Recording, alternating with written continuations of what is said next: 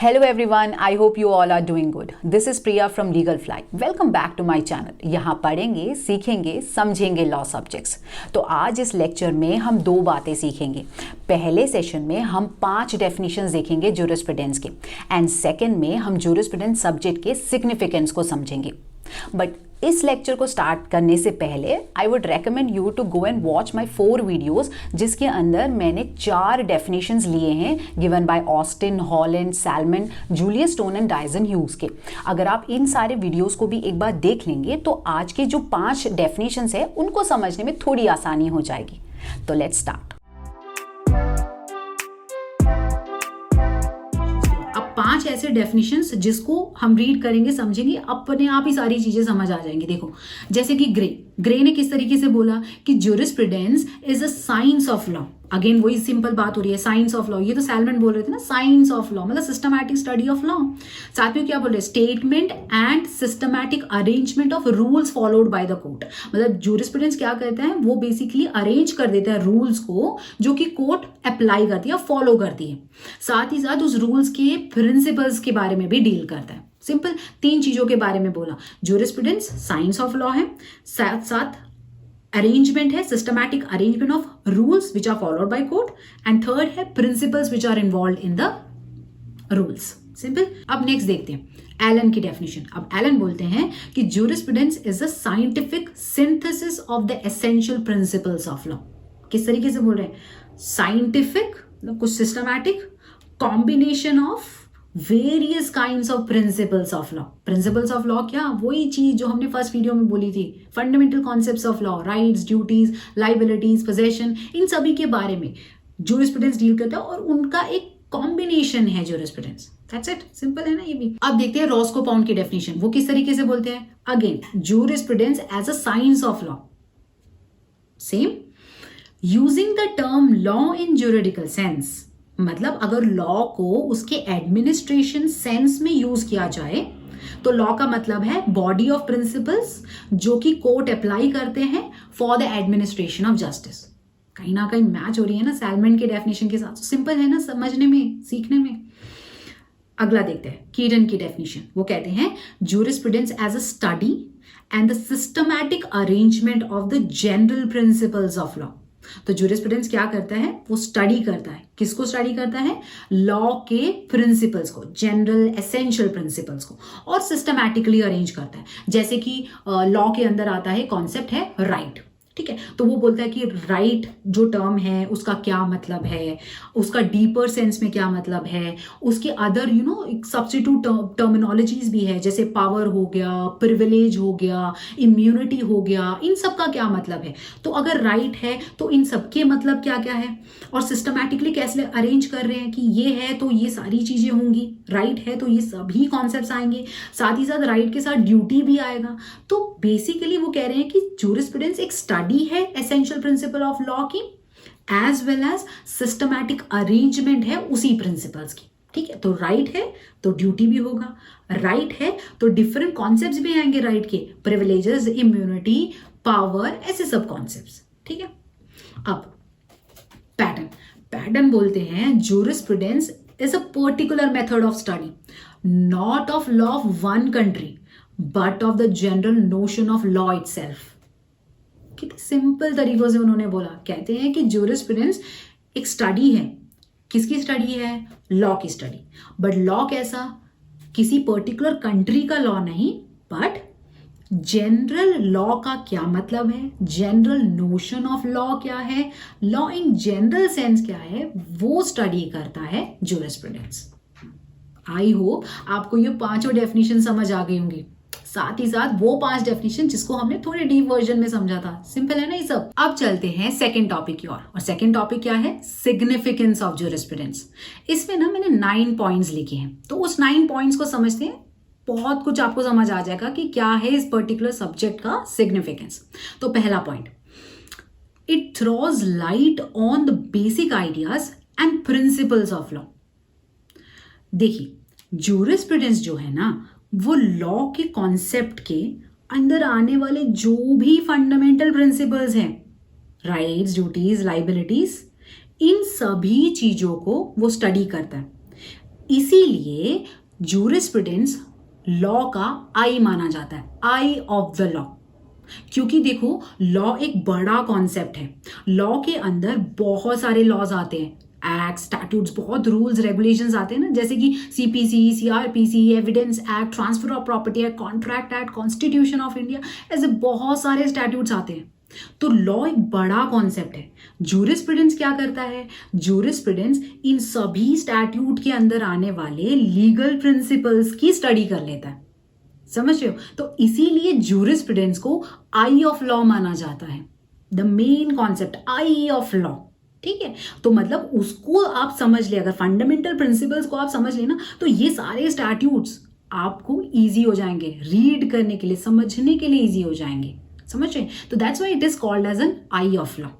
Second है, it is described as grammar of law. Jurisprudence को grammar क्यों समझा जाता है? देखिए, आप कोई भी लैंग्वेज बोल सकते हैं या लिख सकते हैं विदाउट यूजिंग प्रॉपर ग्रामर, ठीक है, विदाउट यूजिंग उतनी भी ग्रामर यूज करे बिना आप बोल भी सकते हैं, चला सकते हैं, राइट? वो तो ठीक है ना, बट अगर आपको इफेक्टिवली कम्युनिकेट करना होता है तो आपको ग्रामर आनी चाहिए होती है। तो ऐसे ही आप लॉ को सिंपल वे में बोल सकते हैं, या तो आप कोर्ट में जाके आप आर्ग्यू कर सकते हैं क्योंकि आपको सेक्शंस, आर्टिकल्स बहुत अच्छे से आते हैं। बट अगर आपको इफेक्टिवली कम्युनिकेट करनी है तो आपको जूरिस्प्रूडेंस आना बहुत जरूरी है, क्योंकि जूरिस्प्रूडेंस हमें क्या बताता है? उसके फंडामेंटल कॉन्सेप्ट्स के बारे में समझाता है। तो अगर आपको फंडामेंटल चीजें समझ आ गई, उसका बेस समझ आ गया, तो आपको पूरा लॉ अच्छे से समझ आएगा और आप इफेक्टिवली कम्युनिकेट भी कर पाएंगे। तभी इसीलिए जूरिस्प्रूडेंस को ग्रामर ऑफ लॉ भी कहा जाता है। अब थर्ड पॉइंट देखते हैं, उसमें लिखा है it is a subject of practical relevance. अब आप मुझे बोलेंगे कि ये तो थियोरेटिकल सब्जेक्ट है ना, ये तो काफी ड्राई सा थियोरेटिकल सब्जेक्ट है। समझती हूं कि ये थियोरेटिकल सब्जेक्ट है, बट आप ही मुझे बताइए कि जो भी कॉन्सेप्ट्स हमारे वर्ल्ड में एग्जिस्ट करते हैं, ठीक है, जो भी थिंग जो कि प्रैक्टिकल में हो रहा है, उस सब के पीछे एक थियोरी है ना। जैसे आप प्लेन चला रहे हैं, ठीक है, उसके पीछे भी तो एक थियोरी है कैसे चलनी चाहिए। आप कोर्ट में जाते हैं, उसमें भी तो एक प्रोसीजर है कि किस तरीके से कोर्ट के अंदर सारी चीजें होती हैं। तो कुछ तो थियोरी है ना, कुछ थियोरी रहती है। तो जब जूरिस्प्रूडेंस को आप थियोरेटिकल बेसिस में पढ़ते हैं तो वही तो आप प्रैक्टिकल में अप्लाई करते हैं। तो बेसिकली जूरिस्प्रूडेंस को प्रैक्टिकल रेलेवेंस तो है ना, सिग्निफिकेंस तो है, राइट? ये है third point. Now fourth point, it combat the lawyers occupational view of formalism. मतलब ये कि देखो लॉयर क्या करते हैं, या तो लॉ स्टूडेंट्स बेसिकली क्या करते हैं, एक स्टैट्यूट लेते हैं, सेक्शंस को रीड करते जाते हैं, और लॉयर क्या करते हैं, सेक्शंस को रीड करके वो कोर्ट में जाके अपना केस जीत जाते हैं, ठीक है, वो बात कर लेते हैं। बट जूरिस्प्रूडेंस आपको ये बोलता है कि भाई जब आप सेक्शंस रीड कर रहे हो ना, उसको थोड़ा अदर सोशल साइंस के साथ भी कनेक्ट करो। देखो कि लॉ का क्या इम्पैक्ट पड़ता है सोसाइटी में, मतलब सोशियोलॉजी के साथ कनेक्ट करो।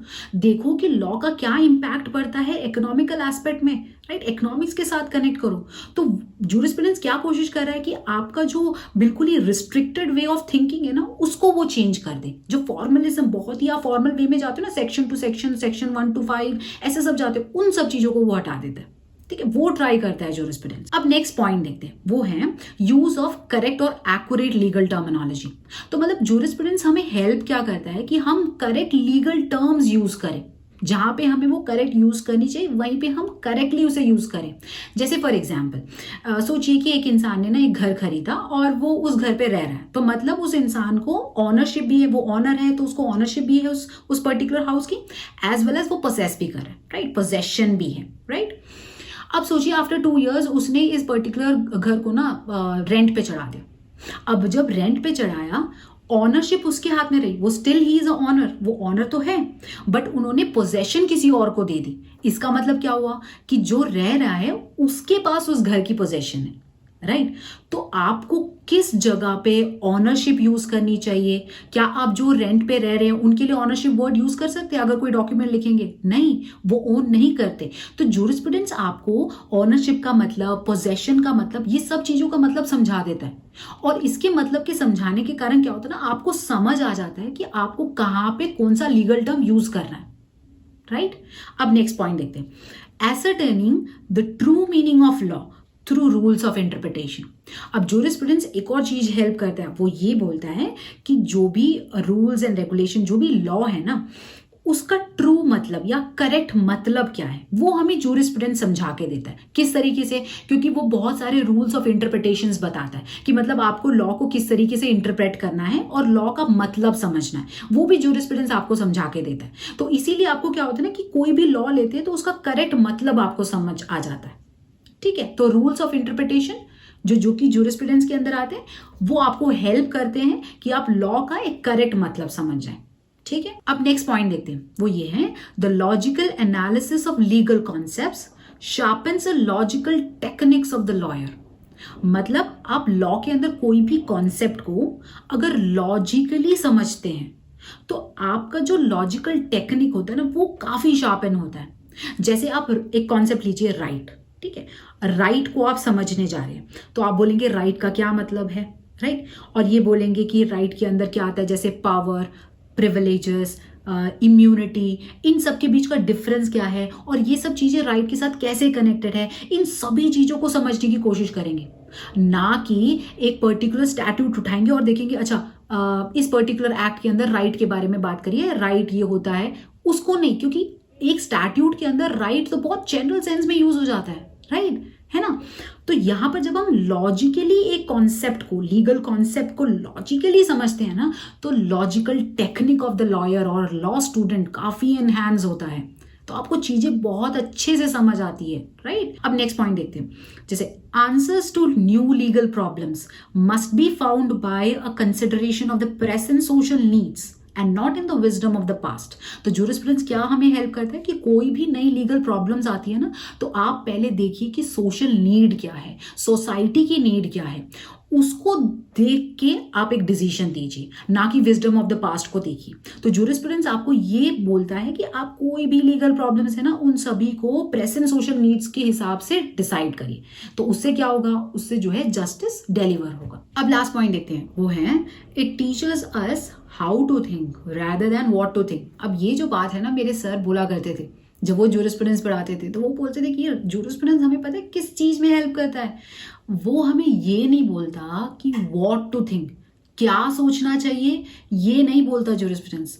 जूरिस्प्रूडेंस बोलता है हाउ टू थिंक, मतलब अगर कोई चीज है उसको आप कैसे सोचे, ये पावर हमारे में जूरिस्प्रूडेंस लेके आता है।